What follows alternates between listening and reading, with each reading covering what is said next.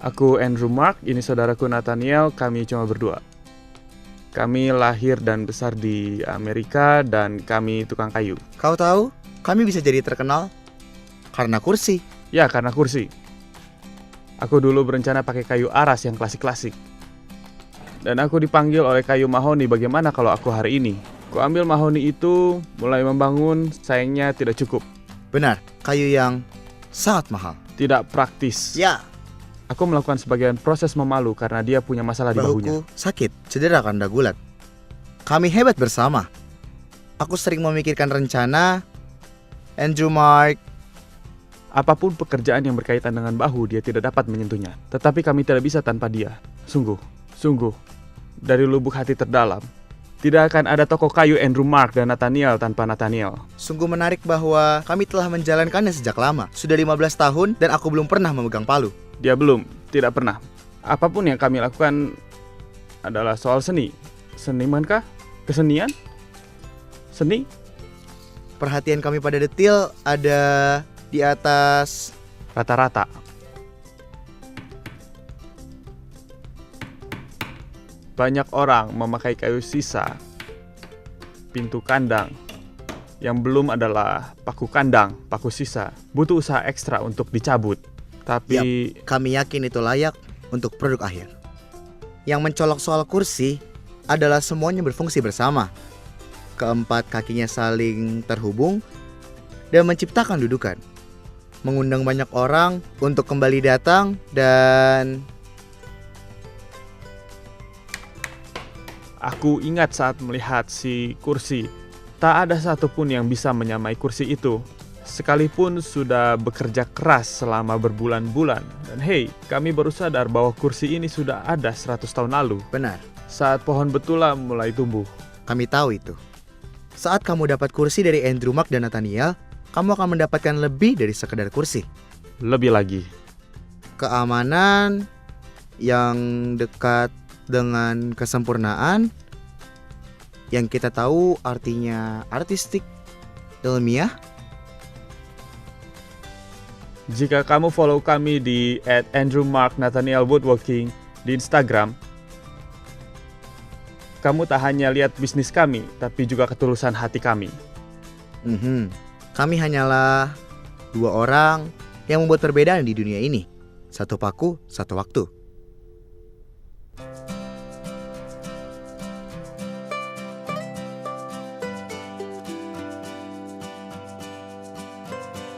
Hal terbaik yang pernah aku buat, menulis lagu.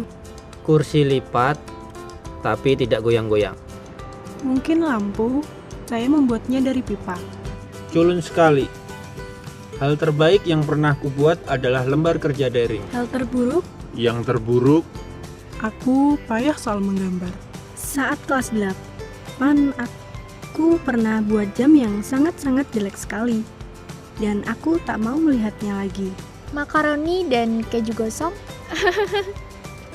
Kue yang mengerikan saat kelas 3. Harusnya tidak kucampur dengan lemak babi. Kubawa ke sekolah dan semua bilang tidak enak. Kujual saja di acara jual kue. Mengerikan. Tidak ada yang beli. Kedengarannya menjijikan. Memang menjijikkan.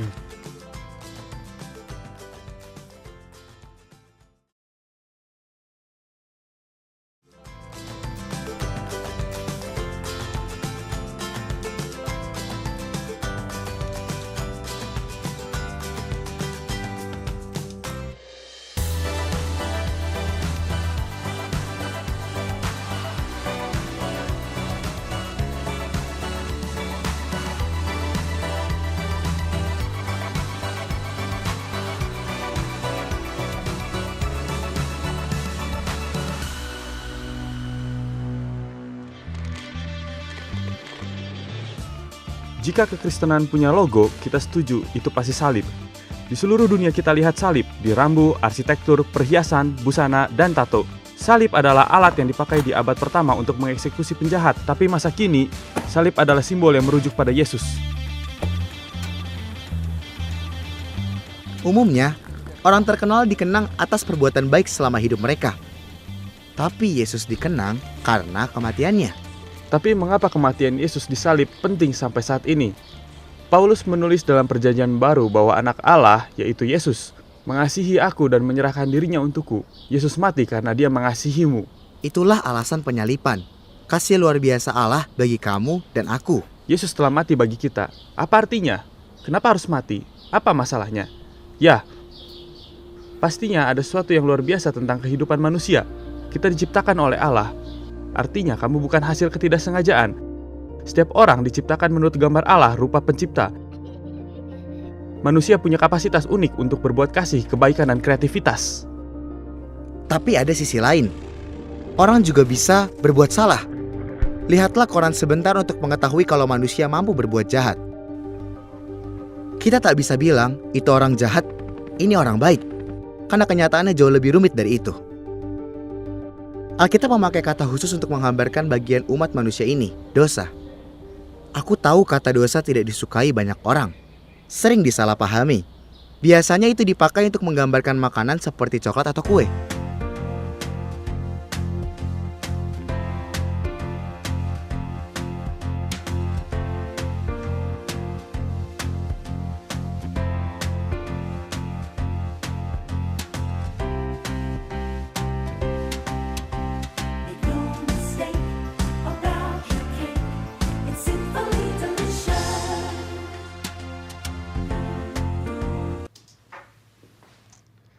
Oke, kata dosa di sini mungkin membingungkan. Bukan slogan yang tepat, Benar. konotasi yang jelek. Yap. Mungkin begini, ya ampun, aku suka kue ini. Halo. Aku suka itu. Atau yang sebelumnya. Bam, kue dalam loyang, kue coklat. Tapi dosa dalam Alkitab tidak digambarkan baik. Dosa dipakai untuk menggambarkan keburukan dalam hidup. Kita bicara soal ketidaksengajaan, seperti makan kue berlebihan atau apalah. Kita bicara soal kecenderungan alami kita kepada keegoisan, berbuat menentang apa yang terbaik untuk hubungan, bahkan kesejahteraan kita. Paulus menulis, karena semua orang telah berbuat dosa dan telah kehilangan kemuliaan Allah. Artinya, dosa tidak sekedar masalah bagi beberapa orang. Dosa ada di setiap kita. Banyak perbuatanku yang kusesali. Aku pernah menyakiti orang, bahkan orang yang kusayangi. Dan kalau kita mau jujur, kita pernah berbuat salah. Kita telah berdosa. Tak ada yang mau disebut pendosa. Mungkin kita sama, kamu mungkin berpikir, oke, aku tidak sempurna, aku tahu aku berbuat salah, tapi dibandingkan orang lain, aku masih mending. Tapi membanding-bandingkan kesalahan bukanlah ajaran kekristenan soal dosa. Allah tidak tebang pilih. Dia tidak membandingkan kita dengan orang lain untuk melihat kita pendosa atau tidak. Dibandingkan dengan standar Allah soal kebaikan, kita mendekati pun tidak. Kita semua pendosa, berada di posisi yang sama. Kita butuh pengampunan. Jadi, jika kita pendosa, mengapa itu penting? Bila kita di situasi sama, apa masalahnya? Masalahnya adalah ada akibat atas dosa kita. Oke, lalu apa akibat dosa? Pertama, akibatnya adalah pencemaran. Seperti pencemaran lingkungan itu masalah. Yesus berkata, hidupmu bisa tercemar. Dosa mencemari hati kita, meracuni hubungan dengan sesama, dan meracuni hubungan dengan Allah. Kedua, dosa itu berkuasa. Menimbulkan kecanduan bisa menghancurkan hidup kita. Yesus berkata sesungguhnya setiap orang yang berbuat dosa adalah hamba dosa. Misal jika kamu terus pakai narkoba, kamu akan kecanduan. Tapi bukan hanya dengan narkoba. Kita juga bisa kecanduan dengan rasa iri, ketamakan, bahkan kesombongan. Dosa memiliki hukuman. Dalam diri kita ada yang berteriak minta keadilan saat kita dengar ada orang yang diperlakukan buruk. Hal seperti perampokan, kekerasan, perbudakan, penyalahgunaan, kita ingin pelakunya ditangkap dan dihukum. Karena kita yakin harus ada hukuman untuk hal-hal itu. Bukan hanya dosa orang lain saja yang pantas dihukum, tetapi kita juga. Terakhir, bagian terburuk dosa adalah dampaknya pada hubungan dengan Allah. Dosa menimbulkan pemisahan, menciptakan jarak antara kita dengan Allah. Ini bisa jadi masalah besar karena kita tercipta untuk berelasi dengan sesama dan Allah. Tapi dosa menghancurkan hubungan itu. Mungkin kamu pernah mengalami bagaimana kebohongan mampu merusak pertemanan atau perselingkuhan bisa memecah belah keluarga. Sama dengan itu, dosa membangun tembok antara kita dan Allah, dan kita tak bisa merobohkannya sendiri. Roma 6 ayat 23 menggambarkan hukuman sebagai maut. Ketika kita terputus dari Allah, yaitu sumber hidup kita, itulah kematian rohani.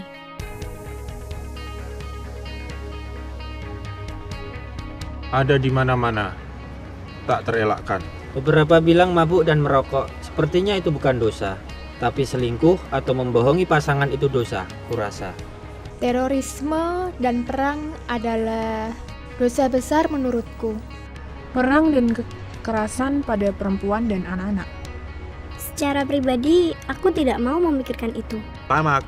Semua orang tamak. Orang sering mengutamakan diri sendiri. Hal-hal yang tidak boleh kamu lakukan seperti pemerkosaan dan perbudakan. Kurang ajar pada orang yang lebih tua dan memukul perempuan. Laki-laki memukul perempuan itu salah satu yang kubenci. Ketika hal-hal buruk terjadi pada orang baik atau orang tak bersalah, Terjadi perang karena ada kejahatan dalam diri kita. Jika kita bisa temukan solusinya, bakal jadi sempurna. Takkan ada kejahatan sama sekali.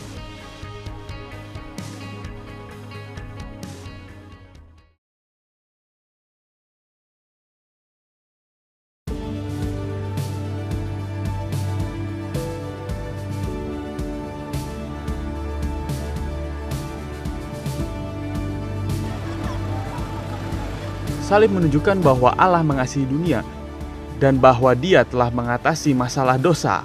Dia tidak mengabaikan masalah atau berkata, "Kau tahu tidak sih, tidak seburuk itu, jangan khawatir." Tidak, Allah turun ke bumi dalam wujud anaknya, Yesus, untuk mengatasi dosa secara pribadi.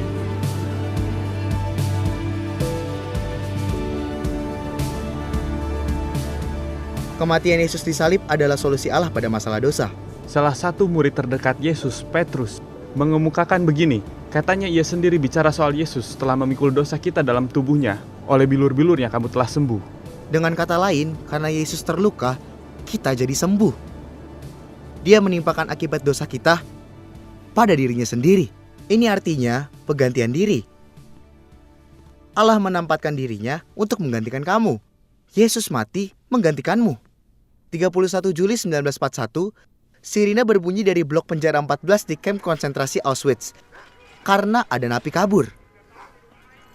Sebagai hukuman, sipir memilih 10 orang secara acak untuk mati kelaparan dalam bunker. Orang ke-9 adalah pria bernama Francis Gajonicek. Saat ia dipilih, dia menangis. "Aku tidak akan pernah melihat istri dan anak-anakku lagi." Pada saat itu, orang lain maju dan menawarkan diri mati menggantikannya. Orang-orang kaget tawarannya diterima. Dia adalah imam Katolik bernama Maximilian Kolbe. Dia dimasukkan bersama ke-9 orang itu ke bunker kelaparan. 15 hari kemudian mereka masih hidup. Pada 14 Agustus 1941, mereka meninggal dengan suntik mati. 41 tahun kemudian, 10 Oktober 1982, kematian Maximilian Kolbe dinyatakan dengan sudut pandang yang lebih pantas. Di alun-alun Santo Petrus Roma, di hadapan 150.000 orang, Paus John Paul II menggambarkan kematian Maximilian Kolbe.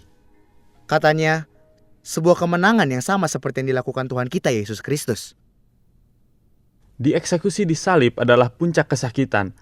Namun perjanjian baru tidak terlalu berfokus pada penderitaan jasmani Yesus, namun pada penderitaan rohaninya saat memikul beratnya dosa kita. Aku pernah mendengar penjelasan seperti ini.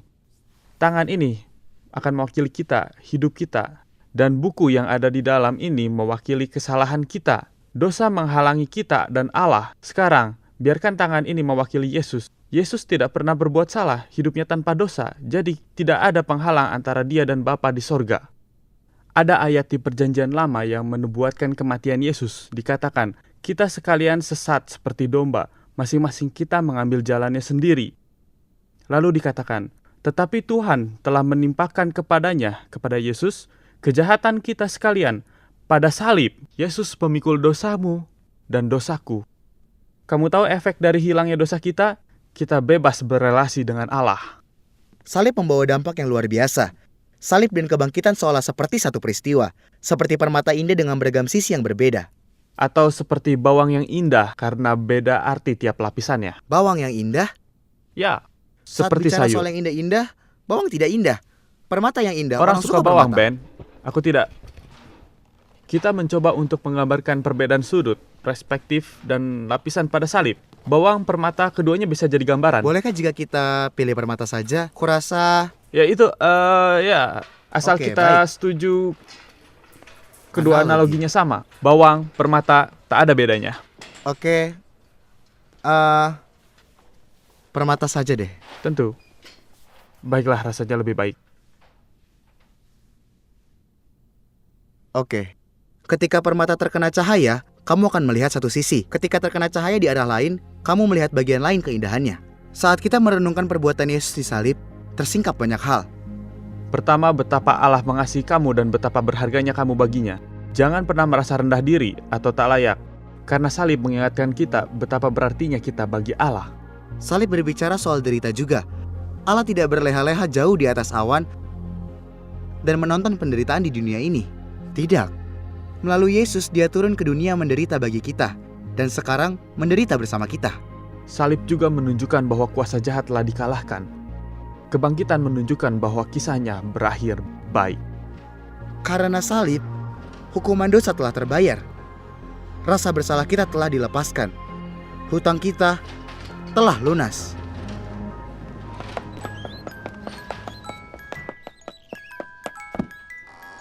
Ada dua bocah sekawan. Mereka bermain, bersekolah, bahkan kuliah bersama. Mereka tak terpisahkan, sampai karir memisahkan mereka. Satu jadi pengacara, lainnya penjahat. Saat yang satu diangkat jadi hakim, yang lain makin jatuh dalam kejahatan. Akhirnya si penjahat tertangkap dan diadili.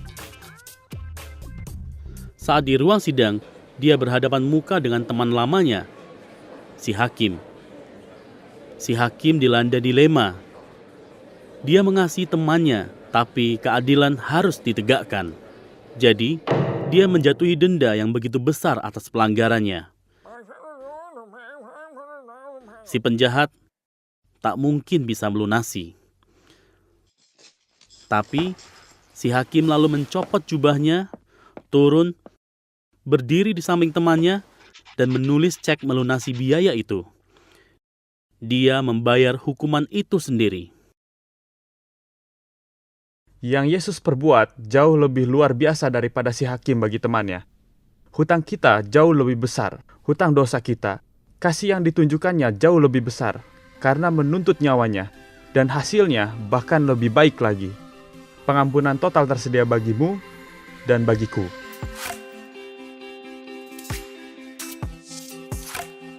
Pengampunan Saya menerima apa adanya, kekurangan dan lain-lain. saat mau melupakan kesalahan orang di masa lalu. Saat mau melupakan kesalahan orang di masa lalu.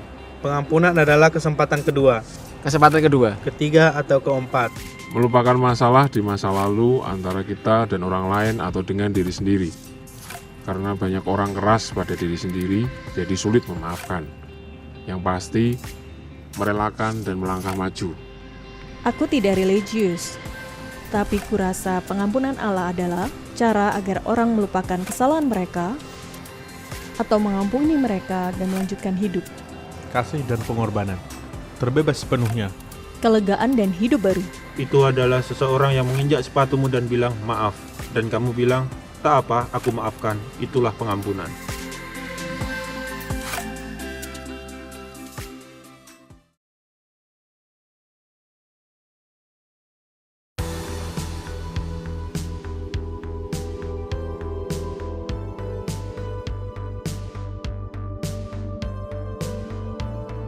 Realitas salib memiliki kuasa mengubah kita, membantu kita meninggalkan kebiasaan buruk dan mengalami kebebasan baru dalam hidup. Sebelum jadi Kristen, aku dulu biasa berpikiran buruk pada diri sendiri. Hasilnya, aku merasa tidak aman. Aku menolak bergaul dengan sesama, akhirnya aku tak bahagia. Ketika aku mulai berelasi dengan Yesus, pikiran-pikiran itu sirna. Kuasa pikiran-pikiran itu dipatahkan. Hal yang sama, seperti saat temanku Chris berjumpa Yesus, kecanduannya akan narkoba seketika dipatahkan. Dia terbebaskan. Tapi, tidak selalu begini.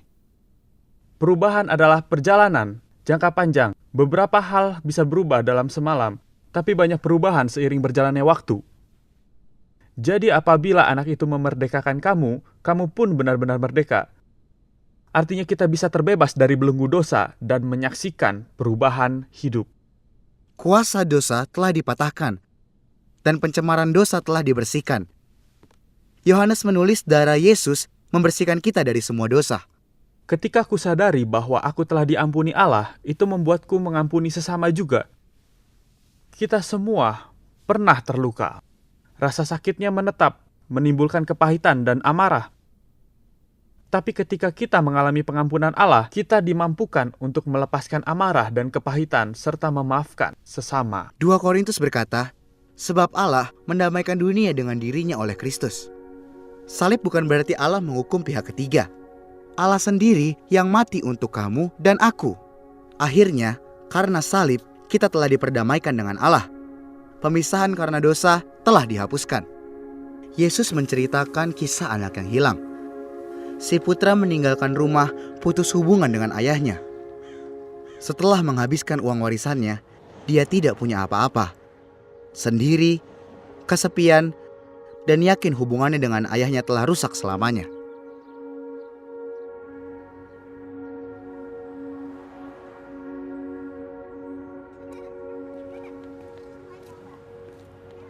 Dengan putus asanya, si putra memilih pulang dengan harapan dia bisa mendapatkan upah dengan bekerja pada usaha ayahnya. Saat ia pulang dan dari kejauhan, si ayah melihat putranya. Bukannya menunggu putranya datang, si ayah justru mendatangi putranya, menyambutnya dengan tangan terbuka dan pelukan, menerimanya sebagai anaknya.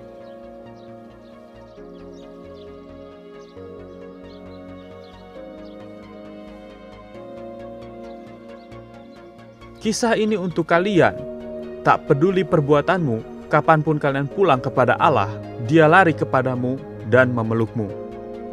Allah mengasihimu. Yesus telah mati untukmu. Melalui salib, kita diundang untuk berelasi dengan Allah. Ketika kupahami dan kualami semua ini, hidupku diubahkan sepenuhnya, dan hidup kalian bisa diubahkan juga.